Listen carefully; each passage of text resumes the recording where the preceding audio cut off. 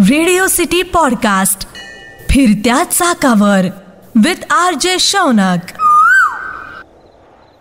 Imagine, तुम्ही एकटेच आहात. तुम्ही अनोळखी शहरात आहात आणि पहाटेचे 4-4:30 वाजलेत.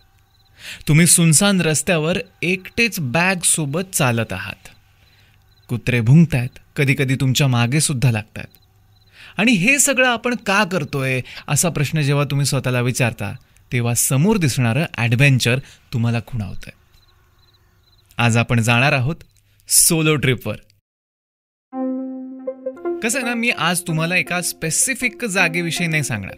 मी तुम्हाला सांगणार आहे कुठल्याही जागेला जाण्याचा एक मार्ग, तो म्हणजे सोलो ट्रिप. आणि माझ्यासारखा इंट्रोवर्ट माणूस सोलो ट्रिपकडे कसा आकर्षित झाला याची जर्नी तुम्हाला मी सांगणार आहे. लहानपणापासून मी खूप जास्त इंट्रोवर्ट, म्हणजे जास्त असं मिळून मिसळून कोणाशी बोलायचो नाही.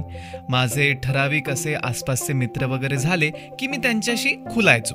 पण नवीन मित्र बनवणं, खूप जाऊन असं प्रोॲक्टिव्हली काही करणं हे माझ्या स्वभावातच नव्हतं. पण जेव्हा मी थोडंसं मीडिया या प्रोफेशनकडे यायला लागलो तेव्हा माझ्या लक्षात आलं की यार, हा सुद्धा एक अनएक्सप्लोर्ड भाग आहे माझ्या आयुष्याचा, जो आपण केला पाहिजे एक्सप्लोर. 2019ची गोष्ट आहे, जेव्हा मी आयुष्यामध्ये थोडंसं लो फील करत होतो, जे आजच्या जेनझी टर्ममध्ये आपण म्हणतो तसं लो फील करत असताना काय करावं असा मला प्रश्न पडला. मित्रांसोबत जवळपास कुठेतरी फिरणं व्हायचंच. त्याच्यातनं मला एक खूप छान आयडिया सुचली, ती होती सोलो ट्रिपची. मी ठरवलं की आपण फार लांब नाही, फार जवळसुद्धा नाही, अशा एका सोलो ट्रिपवर जाऊन यायचं. ते ठिकाण होतं आपल्याच कोकणातलं, रत्नागिरी. पण म्हटलं यावेळेस कोणासोबतच नाही, स्वतः जायचं.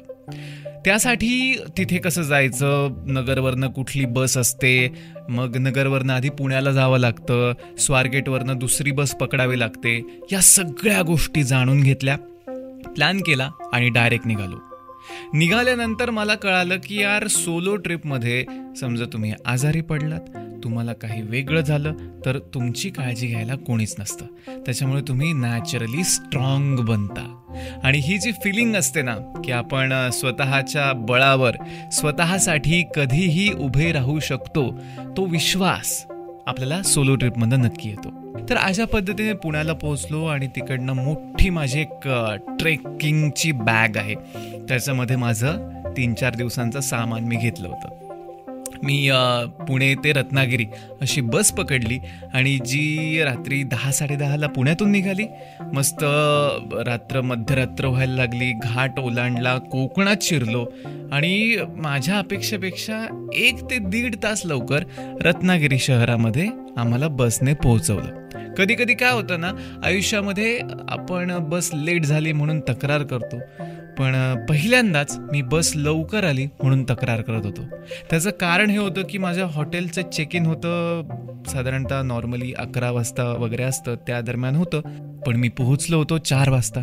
सो एवढा वेळ काय करायचं असा प्रश्न तर पडलाच.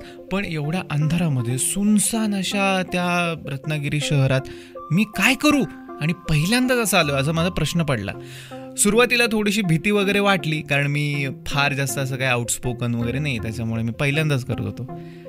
कुत्रे वगैरे, मला खूप जास्त भीती वाटते कुत्र्यांची.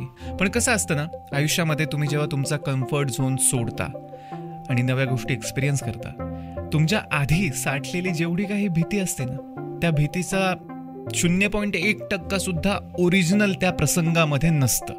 सो हे मात्र मी त्याच्यातनं खूप शिकलो. तिथनं चालत मॅप्सवर बघत मी तिथे एक व्ह्यू पॉईंट आहे तिथपर्यंत गेलो. गेटवे ऑफ रत्नागिरी त्याला म्हणतात. आणि तिथे जाऊन सनराईज पाहायला. रत्नागिरीमध्ये सगळ्यात छान मेमरीज माझ्या ज्या आहेत ना, त्यापैकी ही एक खूप टॉपवरची मेमरी तुम्हाला म्हणता येईल. याचं कारण असं आहे की ही एक तर माझा विजय होता तो कुठल्या तरी सेन्समध्ये, कारण त्या रस्त्यात सुनसान मी असं एकटा चालत वगैरे गेलो होतो, कुत्र्यांची भीती असताना सुद्धा. कदाचित लोकांसाठी ही फार मोठी गोष्ट नसेल, पण माझ्यासाठी खूप मोठी गोष्ट होती. मग तिथनं मला थोडासा कॉन्फिडन्स आला रत्नागिरीमध्ये मी 3 दिवस राहिलो. त्या 3 दिवसांमध्ये मी त्याच्या आसपासच्या बऱ्याच जागा एक्सप्लोअर केल्या.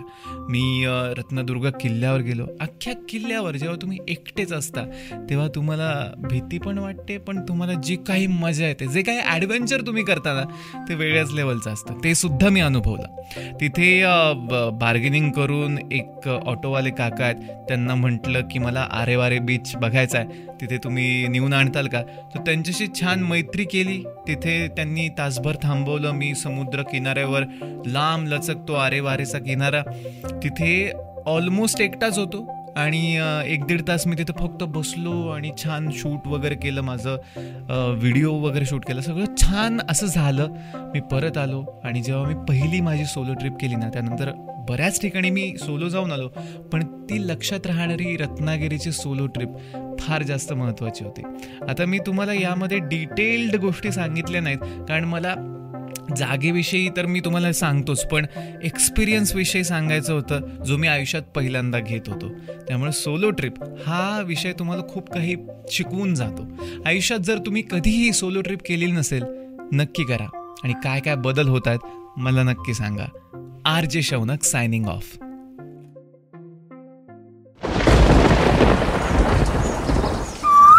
रेडिओ सिटी पॉडकास्ट फिरत्या चाकावर विथ RJ शौनक.